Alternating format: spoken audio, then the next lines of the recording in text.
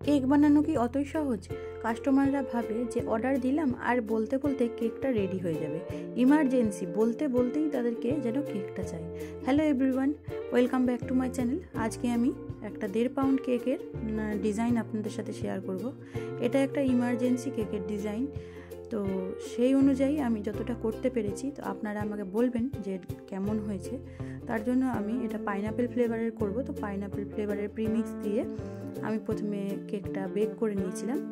তারপরে এরকম ক্রিম দিয়ে আমি কেকটাকে পুরো আইসিং করে নিয়েছি। আমি কেকের ভিতরে পাইনাপেল ক্রাশ ব্যবহার করি, তাতে ফ্লেভারটা খুব সুন্দর হয় আর একদম মনে হবে যে আইসক্রিমের মতন একদম খেতে খুব ভালো লাগে। তারপরে এরকম আইসিং করে নেওয়ার পরে আমি সুন্দরভাবে এরকম উপরটাতে ওয়েবিং ডিজাইন করে বাকিটা করে নিয়েছি। তো গল্পটা হচ্ছে যে এই কেকটা যে আমার অর্ডার দেয় সেটা হচ্ছে আমার একটা রিপিট কাস্টমার। গতবার 1 বছর আগে এরই জন্য আমি কেক বানিয়েছি। আমার চ্যানেলে আছে সেটা শর্ট ভিডিও, ফুল ভিডিও নেই, শর্টস ভিডিও আছে। তো সে ফোন করে বলে যে তার আগের দিন অর্ডার করতে ভুলে গেছি, আপনাকে আজকে কেকটা যদি পারেন তো দিতে। তো সেটাতে 2 টিয়ার তার জন্য কেক লাগবে, কিন্তু 2 টিয়ার কি অতই সম্ভব? বলতে বলতে তো আর সেটা হয় না, বলুন, এটা বুঝতে হবে। তো কাস্টমারটা ভালো ছিল, সেটা বুঝলো। তো আমাকে বললো যে ঠিক আছে, তাহলে যেটা ইমার্জেন্সিতে হবে সেই রকমই ডিজাইন করে দিবেন। সেই হিসাবে আমি এই ডিজাইনটা করেছি। যে আমি বললাম এরকম আমার কাছে কয়েকটা স্টিকার আছে, সেগুলো দিয়েও তুমি ট্রাই করতে পারো, দেখতে পারো কেমন লাগে। তো বললো ঠিক আছে। তো করে আমি এখানে স্টার নোজেল ব্যবহার করেছি, আর যে মেয়েটার লোগোটা ছিল সেটা সামনের দিকটাতে দিয়ে তার ড্রেসটা বানানোর জন্য পিঙ্ক কালার নিয়ে নিয়েছি। এটা বেকারসভিলের প্রথমে পিঙ্ক কালার, তারপর সামান্য মধ্যে একটু রেড কালার দিয়ে কালারটা আমি এরকম হালকা একটু বাঙি টাইপের কালারটা করে নিয়েছি। এক্স্যাক্ট পিঙ্ক না, একটু হালকা বাঙি টাইপের কালারটা দিয়ে এইভাবে আমি মেয়েটার ড্রেসটাকে বানিয়ে নিয়েছি। দেখে মনে হবে মেয়েটার ড্রেসটা কেকটা একটা টেবিলের মধ্যে ড্রেসটা বিছিয়ে বসে আছে। খুব সুন্দর ডিজাইনটা, আর খুবই ইজিলি হয়ে যায়। যে মেয়েটার ছবিটা আমি এখানে বসাবো, এটা কিন্তু আমার দোকান থেকে কেনা নয়, এটা আমি গুগল থেকে বের করে আমি প্রিন্টারে প্রিন্ট করে নিয়েছি। তো সেরকম আপনারাও প্রিন্টারে বাটারফ্লাই, এরকম মেয়ের ছবি, এইসব জিনিসগুলো প্রিন্ট করে খুব সহজেই এরকম কেক বানিয়ে ফেলতে পারবেন। আর আপনাদেরকে কেনারও প্রয়োজন পড়বে না, কিনতে গেলে ওগুলোর দাম অনেক বেশি পড়ে। তো আপনারাও এইভাবে প্রিন্ট আউট করে রেখে দিবেন, যখন যেটার অর্ডার পড়বে সেই হিসাবে বানিয়ে ফেলতে পারবেন। যে ফ্লাওয়ারটা দিয়ে পুরো ড্রেসটাকে বানালাম, সেটার মধ্যে মেয়েটাকে এইভাবে ঢুকিয়ে দিতে হবে যেন দেখে মনে হয় যে মেয়েটা ড্রেসটা ছড়িয়ে রেখেছে।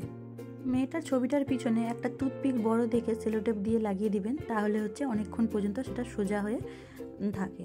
এরপরে আমি 2টো গোলাপ বানিয়ে নিয়েছিলাম নিচটাতে দেওয়ার জন্য। তো এটা যেটার মধ্যে আমি ঘোরাচ্ছি, এটা কি বলুন তো, এটা হচ্ছে বাচ্চাদের যে বড় যে খেলনা গাড়িগুলো হয়, কারগুলো, সেই কারের চাকাটা ভেঙে গেছে এক পাশের। তো সেটা আমি ফেলে দিতে যাচ্ছিলাম গাড়িটা ফেলতে গিয়ে মাথাতে এই যে বুদ্ধি চলে আসে। হঠাৎ করে আমার মাথাতে বুদ্ধি আসলো, এরকম করে ঘুরিয়ে ঘুরিয়ে যে ফুল বানাচ্ছি, এটা তো খুব সুন্দর বানানো যাবে। তো করে আমি এটা রেখে দিলাম, তাতেই আমি এই ফুলটা বানাচ্ছি। আমার কিন্তু আছে এই ফুল বানানোর, কিন্তু সেটা থেকে ফুলগুলো স্লিপ কেটে কেটে জানি না কেন পড়ে যায়। আর এটাতে এত সুন্দর হচ্ছে ফুলগুলো ঘুরিয়ে ঘুরিয়ে করতে, তা আমি এটা যত্ন করে রেখে দিয়েছি। তো আপনাদের কাছে যদি এরকম গোলাপ ফুল বানানোর এরকম এটা না থাকে, তো আপনারাও এইভাবে চাকা দিয়ে করে নিতে পারেন, খুব সিম্পলি হয়ে যাবে। কিছু কিছু জুগাড়ু আইডিয়া আমাদের মাথাতে রাখতে হয়, যার ফলে নতুনত্ব আমরা এরকম কিছু না কিছু করতে পারি। সবসময় যে কিছু কিনতেই হবে তার কোনো মানে নেই। তো দেখুন, আমার কাছে এই 2-4টা বাটারফ্লাই ছিল, সেগুলো দিয়ে আমি বাকি সাইডটা আমি কমপ্লিট করে নিয়েছি। আর কিছুক্ষণ ফ্রিজে রেখে দিব। আমার ফ্রিজে রাখারও টাইম ছিল না, আধা ঘন্টার মতন ফ্রিজে রেখে আমি কেকটা ডেলিভারি দিয়ে দিয়েছিলাম। তো আপনাদের কাছে সময় থাকলে অবশ্যই একটু 5-6 ঘন্টা ফ্রিজে রাখবেন, কেকটা সেট হলে তবেই খেতে বেশি টেস্ট লাগে। আর আমি একটু ড্রেসের জন্য যেটা দিয়ে গোলাপ ফুল বানিয়েছিলাম, সেই নোজেলটা দিয়ে একটু ড্রেসটা এরকম বানিয়ে দিয়েছি।